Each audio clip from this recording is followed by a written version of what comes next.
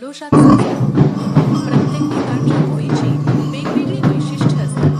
कोकणातल्या गणपतीप्रमाणेच तिथली होळीही प्रसिद्ध आहे. पण काठी होळी किंवा राजवाडी होळी या नावानं ओळखल्या जाणाऱ्या आणि सातपुड्यातल्या पहिल्या होळीचा मान असलेल्या अक्कलकोवा तालुक्यातल्या या होळीची व्याप्ती आणि पारंपरिक भव्यता काही औरच आहे. तापी आणि नर्मदेच्या खोऱ्यांमधला हा निसर्ग समृद्ध आदिवासी बहुल प्रदेश, देशाच्या स्वातंत्र्यासाठी लढलेल्या बिरसा मुंडांसारख्या वीरांची ही भूमी. इथले आदिवासी निसर्गपूजक आणि निसर्गावरच उपजीविका असलेले. दुर्गम भागात राहत असल्यामुळे संसाधनांची उपलब्धता कमी. साहजिकच हा समाज तुलनेने गरीब.